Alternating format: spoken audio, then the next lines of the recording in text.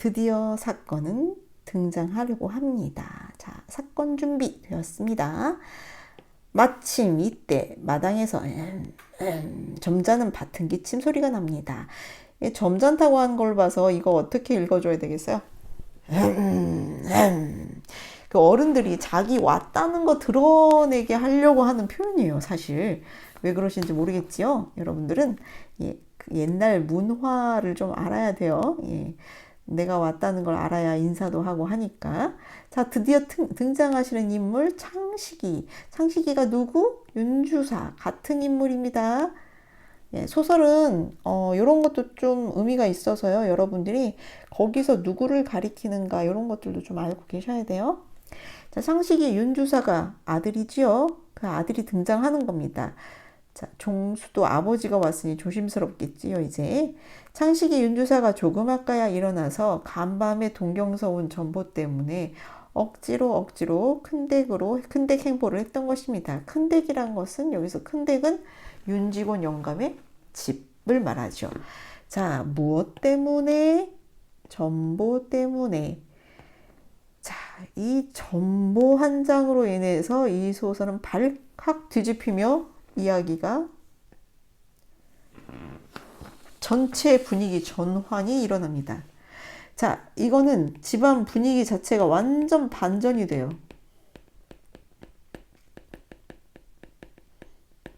이 전보의 내용은 그야말로 엄청난 내용이거든. 자, 어떤 내용입니까? 종아기가 경찰서에 잡혔다, 피검되었다라는 내용이거든요.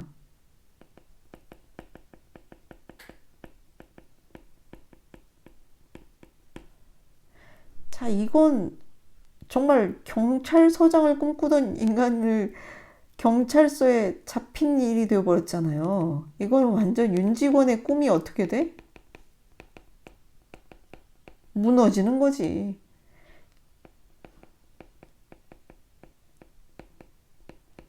이 전보 한 장으로 완전히 깨갱하게 되는 사건입니다. 즉, 이 전보라는 것이 역할을 굉장히 크게 해요. 자, 그러니까 극적인 반전이 되면서 이 소설의 결말로 이어지게 만들고요. 이 전보라는 것이 주는 역할을 좀 기억을 하고 계세요. 자, 이제부터 인사하는 장면입니다. 근데 상당히 길게 썼어. 이 긴 인사는 왜 그렇게 썼을까요? 마치 판소리 문체를 좀 살려보려고 했던 것일까? 윤주사는 토방으로 내려선 아들 종수더러 언제 왔느냐고 심상이 아는 체를 하면서 역시 토방으로 내려서는 두 며느리의 삼가로운 무언의 인사와 마루까지 만나선 이복 누이 동생 서울아 씨의 입인사를 받으면서 입인사 안녕하세요. 방으로 들어가서는 부친 윤직원 영감한테 절을 한 자리 꼽으려서 아버님 저 왔습니다. 아들 종수한테 한 자리 절과 아버님 오셨습니까? 이복 동생 태식이한테 경례를 받은 후 와, 인사 진짜 길다. 비로소 한 옆으로 꿇어 앉습니다. 자, 요런 동작이나 모든 것들은 윤주사의 평소 동작이야. 이 사람은 굉장히 점잖은 척해. 진짜 있어 보이는 척을 해. 그런데 대단히 가식적인 인물이긴 합니다. 자, 요 정도까지만 보고요. 해가 서쪽으로 뜨겁구나. 왜 갑자기 이런 식으로 말해? 아들을 봤는데? 이 아들에 대한 감정이 엄청 안 좋아.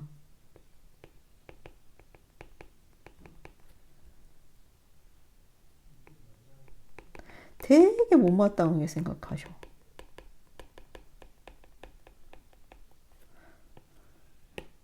이런 감정이 딱 여기서 읽을 수 있겠죠. 해가 서쪽으로 뜨겁구나. 왜 그렇게 싫어할까? 이 재산을 축내는 놈들은 윤직원한테는 굉장히 못마땅한 인간들이야, 다. 윤직원 영감은 아들의 이렇듯 부르지도 않은 걸음을 불러서 온 것도 아니고 부르지도 않았는데 왔다 이거지. 부르지도 않은 이 걸음. 더욱이나 안방에까지 들어온 것을 이상 타고 꼬집는 소리입니다. 원래는 아버지를 보러도 오지 않는 윤창식, 윤주사라는 존재라는 것을 암시하죠. 뭐 타러 오냐? 돈 달러 오지? 이게 굉장한 적대감이네요. 이거 아들에 대한 그 감정이 이거 보통 감정이 아닌데요. 이거 내 돈 뺏어가는 놈이네. 이렇게 생각하는 것 같아요. 그리고 손주들은 이뻐하시면서 어떻게 아들에 대해서는 이렇게 싫어하실까? 동경서 전보가 왔는데요. 자, 이렇게 아버지와 아들의 그 태도의 차이를 두고 작가가 뭐라고 하는지 한번 보세요. 굉장히 재밌는 표현입니다. 지체를 바꿔서 이 위치를 바꿔서 윤주사를 점잖고 너그러운 아버지로 윤직원 영감을 속사납고 경망스러운 어린 아들로 둘러놓았으면 꼭 맞겠습니다.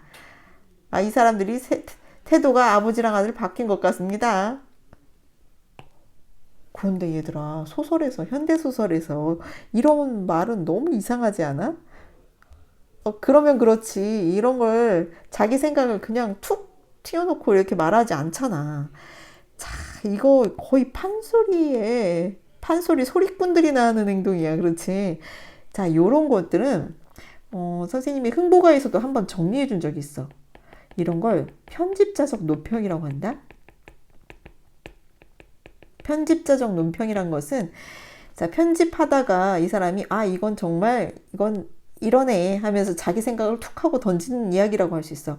좀 더 쉬운 말로 서술자의 직접 개입이야. 서술자가 직접 자기 생각을 그냥 얘기를 해버려. 평을 딱 내려버려. 참, 윤직원 영감이 경망스러운 어린 아들 같고 윤주사가 점잖고 너그러운 아버지 같네요. 이렇게 말을 하는 거지. 자, 편집자적인 논평, 서술자의 직접 개입. 요것조차도 판소리하고 연결됩니다. 판소리 사설에서도 이런 부분들이 많이 등장하거든요. 현대소설에서는 거의 등장하지 않는 아주 색다른 장르를 보여주고 있어요. 그런데 채만식은 현대 문학에서 이런 존재이기 때문에 아주 독보적인 거야. 유달리 현대문학은 마치 모더니즘처럼 뭐랄까 서양 소설처럼만 썼던 것이 사실이잖아. 채만식만은 그 고전의 그 서사 양식에서 그 아이디어를 따가지고 와서 현대소설로 연결을 시키는 아주 중요한 작가라고 할 수 있겠네요. 동경서? 전보? 예, 아버지 지금 말 못 알아들으시죠? 종아기 놈이 경시청에 붙잡혔다고요. 응? 이 지금 상황을 드디어 들은 거야. 와, 이거 얼마나 놀랬을까? 요거 놀래는 표현 하나 써줘야지. 외치는 소리도 컸거니와 엉덩이를 쿵 찢는 바람에 하마 방구들이 내려앉을 뻔했습니다. 윤직원 영감이 100kg가 넘는 인물로 나오거든요. 대단히 뚱뚱하세요. 욕심 사나운 사람에게 알맞은 체격이시죠. 자, 외양 묘사가 그렇거든요. 그럼 일단 이 충격을 받은 거야. 윤직원이 충격받은 것을 이렇게 묘사하고 있죠. 물론 뭐 윤직원만 놀랬겠어요? 모여선 식구가 제각기 정도에 따라 제각기 놀란 것은 물론이고요. 윤직원 영감은 마치 묵직한 몽치로 이거 몽둥이로 뒤통수 얻어맞은 양 정신이 몽해서 입을 벌리고 눈만 휘둥그레지 한동안 말을 못하고 꼼짝도 않습니다. 너무 충격을 받으니까 가만히 있었던 거야. 자, 그러다가 아주 조금 특이한 표현이 하나 나와요. 그러다 이윽고 으르렁거리면서 잔뜩 쪼글트리고 앉습니다. 이 표현이 무슨 동물 같지? 동물의 그 방어 본능 자세 같은.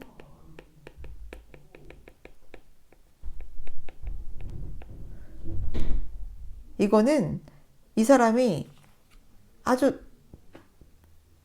그냥 저절로 나온 동작이라고 할 수 있어.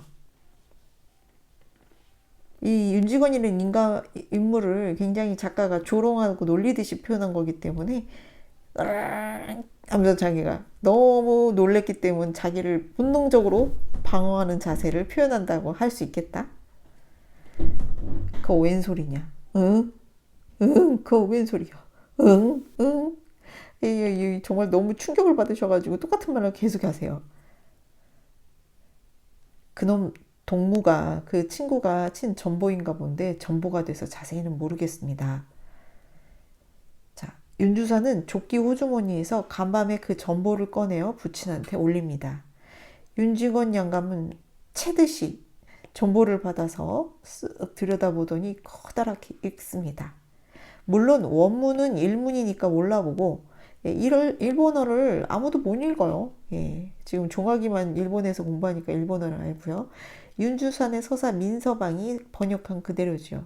이 서사라는 존재가 예전에 있었나 봐요. 윤주산의 집에서 이제 일하는 사람이 민서방이신데 그 사람이 하는 일이 서사예요. 이렇게 번역하는 일도 하고 대필해서 글 쓰는 일도 하는 사람을 서사라고 불렀던 것 같아요. 종학, 사상 관계로 경시청의 피검. 이게 전보에는 길게 못 쓰잖아요. 그 당시 한 글자가 다 돈이었기 때문에 짧게 쓰는 겁니다. 종학, 사상 관계로 경시청의 피검. 이렇게 읽은 거예요. 윤직원이. 이게 무슨 소리다냐? 종학이가 사상관계로 경시청에 붙잡혔다는 뜻일 테지요. 이 아버지 태도 어떠냐 너희들. 굉장히 지금 할아버지도 이렇게 충격을 받으시는데 아버지 너무 점잖으시지. 이 점잖을 때야 지금 이 상황이. 윤창식은 그만큼 종학이에 대한 감정이 깊지는 않은 것 같은 느낌이야. 사상관계라니? 그놈이 사회주의의 참여를 자, 드디어 이 사람은 종학이가 피검 이유를 드디어 밝혔습니다. 우리 여기에서 굉장히 중요 부분이 나와요. 이게 바로 사회주의에 참여를 했다는 것이에요. 자, 종학이는 어떤 인물입니까? 지금으로 말하자면 재벌 3세세요. 그렇죠? 윤직원 영감이 벌어놓은 돈으로 공부 잘해서 승승장구 승진하면 될 사람이었던 거야.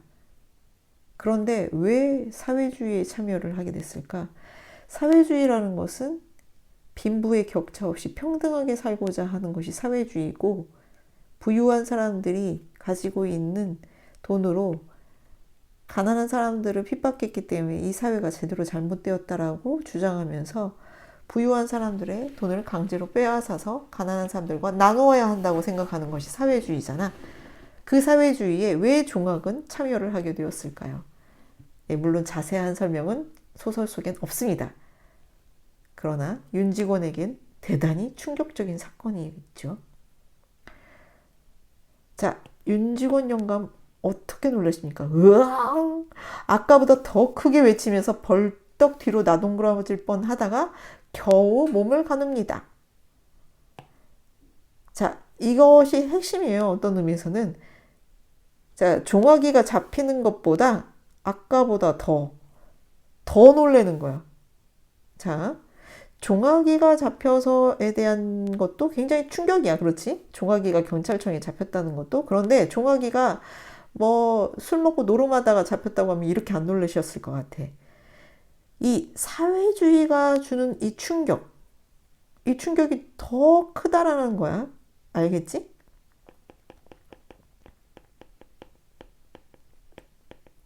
사회주의 운동이 받은 충격이 더 크다는 거예요.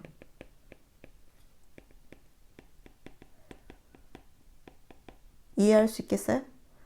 벌떡 뒤로 나동그라질 뻔하다 겨우 몸을 가눕니다. 무슨 오뚜기 같이 표현했죠?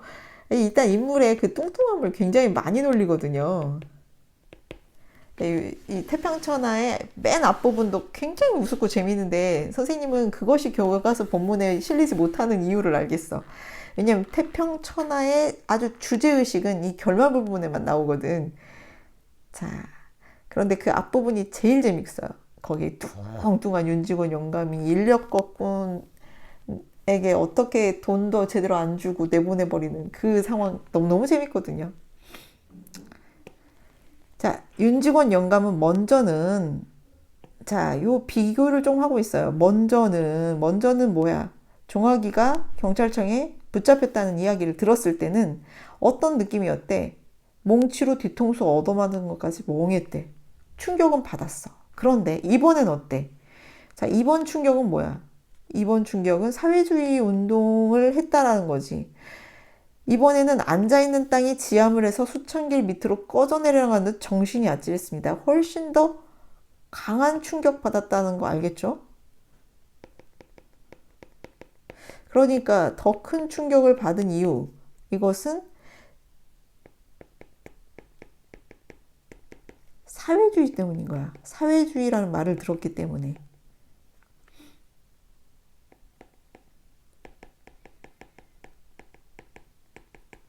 사회주의에 참여한 사실을 알고 나서 더 큰 충격을 받은 거야. 자, 이것을 작가가 한 번 더 설명을 해줘요. 그러나 그것은 결단코 자기가 믿고 사랑하는 종아기의 신상을 여겨서가 아닙니다.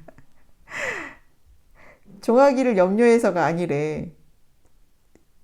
이유는 뭐래? 윤직원 영감은 시방 종아기가 사회주의를 한다는 그 한 가지 사실이 진실로 옛날에 드세던 불황당패 그 도적들이 백길 천길로 침노하는 걸 쳐들어오는 그것보다 더 분하고 더 물론 무서웠던 것입니다. 자, 이 표현들을 잘 자세히 한번 살펴보자. 자, 일단 분했어. 왜? 자기가 정말 믿었던 종아기에 대한 배신이야. 배신감이야, 배신감. 이거 배신이야. 내가 너를 얼마나 믿었는데. 그리고 무서워. 왜 무서워? 이 사회주의에 대한 두려움은 왜 오는 거야? 사회주의가 어떤 것인지를 너무 잘 알아서 그래. 부유한 자들의 재산을 뺏어 가난한 자들과 함께 나누자. 이 사회주의 대단히 두렵죠. 자, 우리 선생님이 앞부분에서 미리 좀 얘기를 해줘 버려갖고 좀 덜 재밌으려나? 진나라를 망할 자 호라는 예언을 듣고서 변방을 막으려 만리장성을 샀던 진시황. 그는 진나라를 망한 자 호가 아니요 그의 자식 호의 임을 눈으로 보지 못하고 죽었으니 오히려 행복이라겠습니다. 그럼 지금 뭔 소리야? 그 진시황은 오히려 눈으로 못 보고 죽었으니까 더 행복한 거래. 지금 누가 더 불행하대? 윤직원이. 왜? 윤직원은 눈으로 봐야 되거든. 눈으로 보고 죽어야 되거든. 자기 나라가 망하는 것을, 자기 가족이 망하는 것을 보고 죽어야 하기 때문이겠지. 자, 진시황은 오히려 못 보고 죽었으니까 윤직원 영감은 어때? 윤직원 영감은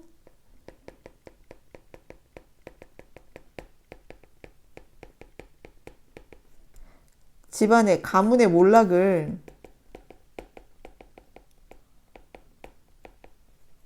직접 목도하고 있기 때문에 자기 눈앞에서 지금 가문이 무너져 내리는 꼴을 보고 있는 거야. 진시황은 그래도 못 보고 죽었다니까 그걸 비교를 해보겠다는 거지. 사회주의라니. 얼마나 충격을 받았으면. 윤직원 영감은 사뭇 사람을 아무나 하나 잡아먹을 듯. 그래서 동물적인 표현 계속 나오지. 이해할 수 있겠어? 집이 떠나가게 큰 소리로 포효를 합니다. 야, 선생님이 갑자기 좀 드는 생각인데 내가 고등학생 때 고등학교 국어 문학 선생님이 이걸 설명을 해주셨던 게 기억이 나. 야, 윤직원 영감이 왜 이렇게 동물처럼 무슨 호랑이처럼 표현되어 있지 않냐 얘들아. 이거 왜 이렇게 표현한 거 같니? 왜 이런 동물적인 표현을 했을까? 이런 말씀을 하셨어. 뭐 덩치도 일단 뭐 100kg 넘을 정도로 뚱뚱하신 분이기 때문에 그러기도 하지만 작가는 윤직원 영감을 동물처럼 비하시키는 표현들을 상당히 많이 해. 일단 어마어마하게 뚱뚱하다든가 소리를 내도 막 동물처럼 우엉 되는 식으로 표현을 하는 거야. 이거는 인물을 얕잡아 보게 만들지. 인물을 조롱하는 표현에 그 안에 계속해서 그런 표현들이 담기는 거야. 사람들로 하여금 더 이 사람을 조롱하고 놀리고 비꼬게 만든 그런 풍자 문학이기 때문에 그렇다는 거지. 그놈이 사회주의를 하다니. 그게 참말이냐? 야, 얼마나 막 울부짖으면서 이런 말을 하겠어. 참말이야. 야, 이제 실제로 이제 윤창식이가 아버지가 이제 보는 거죠. 하긴 그놈이 작년 여름방학에 나왔을 때부터 그런 기미가 좀 보이긴 했어요. 아, 이게 사실이라는 것을 이제 점점 드러나게 하는 거죠. 그러면 참말이구나. 그러면 참말이야. 이제 정말 너무 충격을 받으신 윤직원 영감. 윤직원 영감은 이마로 얼굴로 땀이 방울방울 배어오릅니다. 이 충격을 이렇게 온 몸으로 막 벌벌벌 떨면서 그 다음 표현들은 이거 뭐 차마 읽기가 어렵네요. 그런 야, 엄청나게 심각한 이런 비속어, 이런 비속어 표현 같은 경우 예를 들어 여기서부터 정말 좀 심한 비속어들이 엄청 등장하거든요. 이런 방언이나 어떤 비속어가 주는 건 일단 재밌게도 해주잖아요. 그렇죠? 굉장히 재밌게 만들고 그 인물을 정말 비꼬는 거죠. 그 인물을 수준을 한참 낮게 만드는 것이라고 할 수 있겠어요. 일단 욕하는 사람이 수준 높아 보일 수는 없잖아요. 그쵸? 그놈이 경찰서장 하라니께로 세상에 정말 정말 그건 웃기다. 경찰서장 하라니께로 생판 사회주의 하다가 됐다 경찰서에 잡혀. 지금 종아기의 현실은 경찰서장이 나는 그거는 뭐 물론 종아기의 꿈이었는지는 알 수가 없습니다. 이 종아기가 처한 현실은 경찰서에 잡힌 현실이에요. 그렇죠?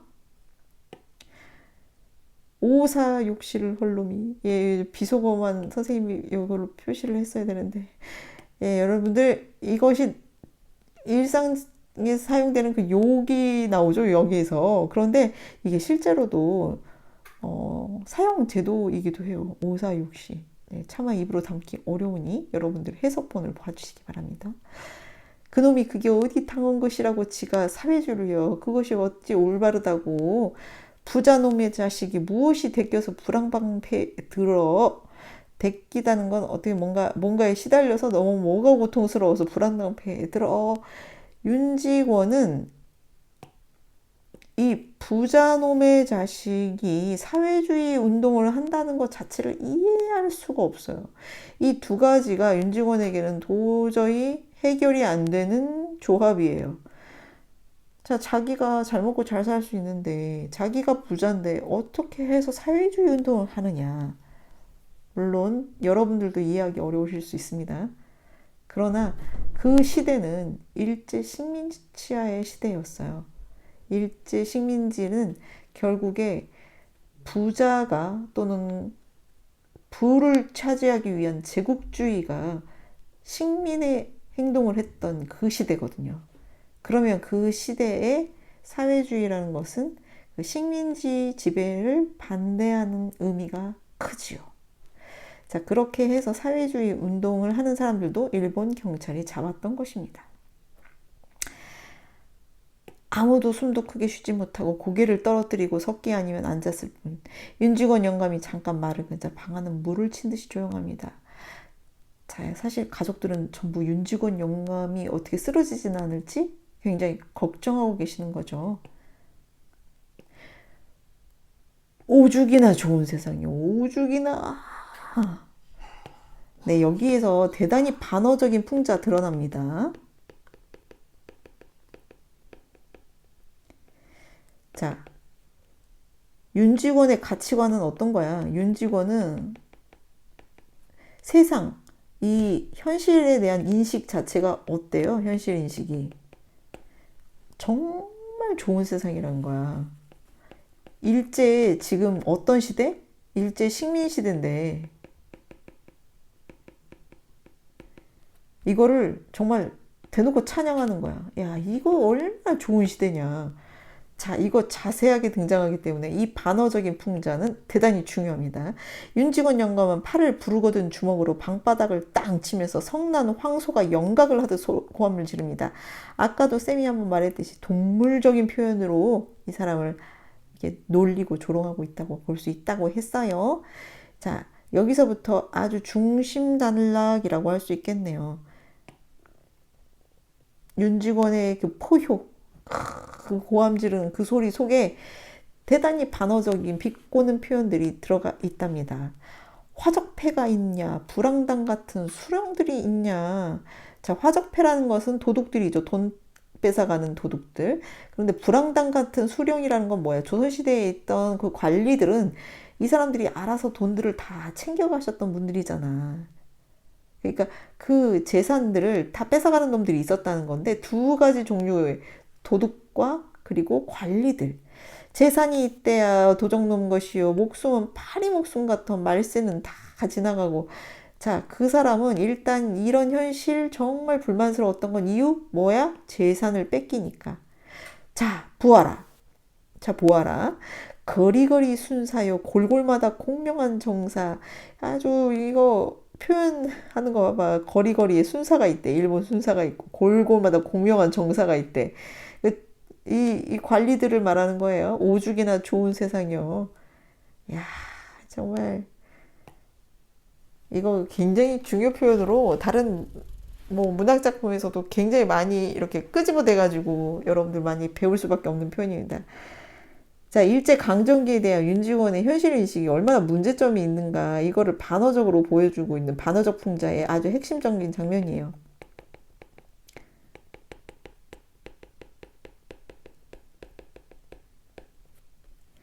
윤지원의 일제 치하에 대한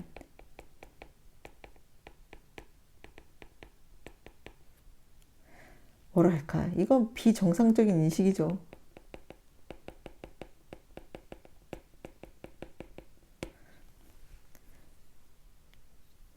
이 표현이 얼마나 웃기는지. 야, 남은 수십만 명 동병을 해서 병사들을 일으켜서 우리 조선놈 보호해주니 오죽이나 고마운 세상이요. 자, 이거 일제로 인한 게 식민 생활에 정말 마치 이것이 조선을 보호해주는 거니 정말 고맙다. 이런 식으로 말을 했다는 거 아니야. 그치? 얘들아, 그런데 이 구절들이 일제 식민 시대에 발표된 소설의 한 장면이야. 자, 일본 사람들이 뭐 한국말이 부족해서도 이걸 어떻게 걸려 넘어지질 못했을 수도 있겠지만, 자, 봐라. 대놓고 비판한다면 그것은 편집으로 인해서 걸리겠지. 어떻게 생각해?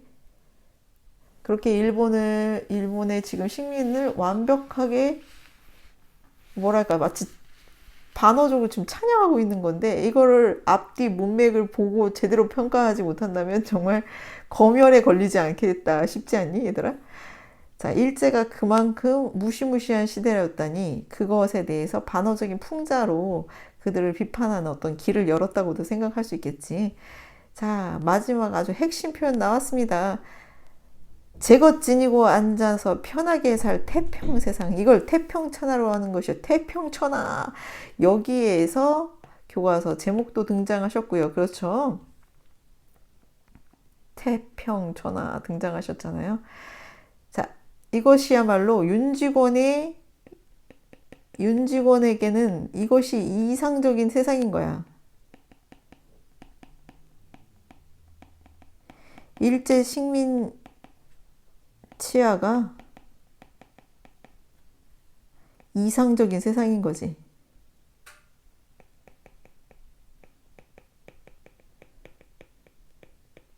참, 얼만큼 그 시대에 일본에 빌붙어서 자기의 재산만을 지키려고 하는 이기적인 존재들이 등장했었는지 그것도 살펴볼 수 있는 그런 부분이 있어요. 즉 1940년대 일제강점기에 비난받아야 될 그런 부유층들을 또한 비판하고 있다고 볼 수도 있어요. 그런데 이런 태평천에 태어난 부자놈의 자식 이해할 수 없죠. 더구나 왜가 지가 떵떵거리고 편안하게 살 것이지 어째서 지가 세상 망쳐놓을 이 세상이 망쳐놓진다고 생각한 사회주의로 인해서 이 불황당패에 참석을 한단 말이요. 이 간섭을 해가지고 거기에 참여를 한단 말이요. 자, 이 사회주의의 주장을 이 사람은 불황당패라고 말했습니다. 자, 굉장히 중요하니 정리해 봅시다. 자, 윤직원의 사회주의에 대한 인식은 어때요?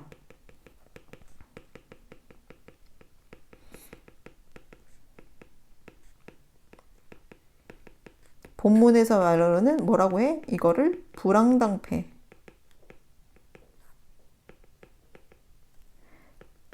한자로 좀 더 밝혀서 쓴다면 불한당패가 됩니다. 우리가 소리 나는 대로도 읽기도 하고요. 불한당패라고 하기도 하지요. 자, 이것은 평등 사회를 지향하는 사회주의자들은 부자의 재산을 빼앗는 세력으로 인식하기 때문에 이 사회주의에 대한 인식은 결국 도둑놈들하고 똑같다라는 식입니다. 이해할 수 있죠?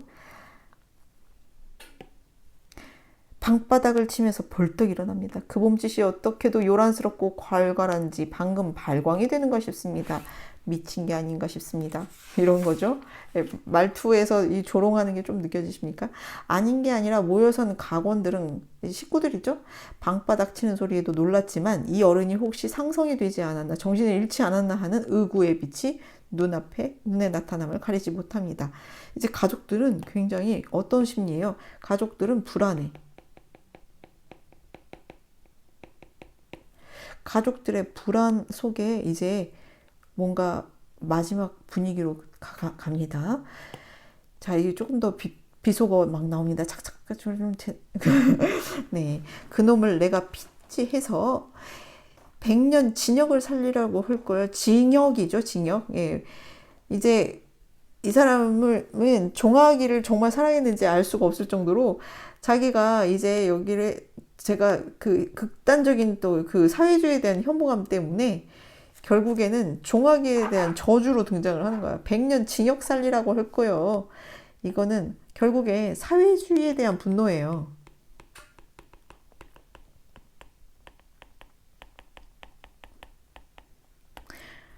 오냐 그놈을 삼천석거리는 이 원래는 3천석이나 되는 직분을 해준다는 건 나눠준다는 거니까 유산이죠. 유산을 주려고 했더니 오냐 그놈 3천석거리를 톡톡 팔아서 경찰서에다가 사회주의 현농 잡아가던 경찰서에다 주워버릴 걸. 응 죽일 놈. 자기는 이런 재산을 너한테 줄 것이 아니었는데 막 이런 뜻입니다. 마지막 응 죽일 놈 소리는 차라리 울음소리에 가깝습니다. 자, 이 절망감이 등장하죠.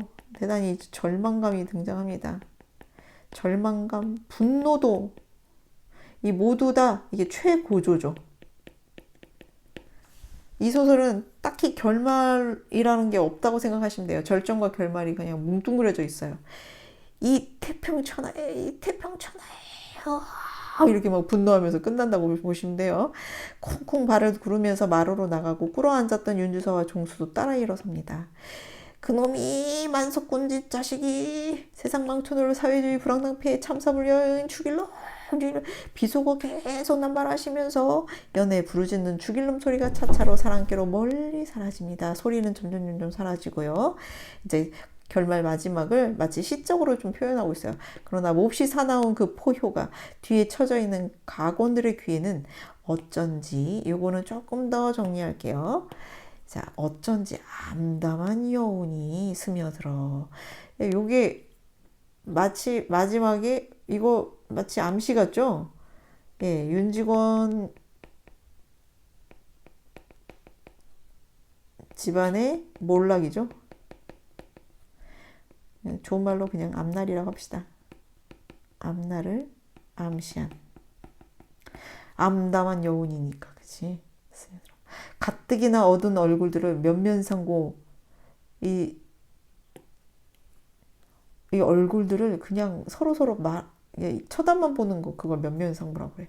말할 바를 잊고 몸둘 곳을 둘러보게 합니다. 이 가족들은 전부 다 지금 굉장히 이게 지금 집안이 망하나 보다 이렇게 바라보고 있는 거야.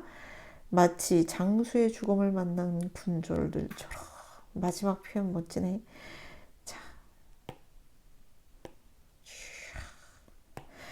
자, 이 마지막은 이제 굉장히 풍자적인 어떤 표현이기도 해요.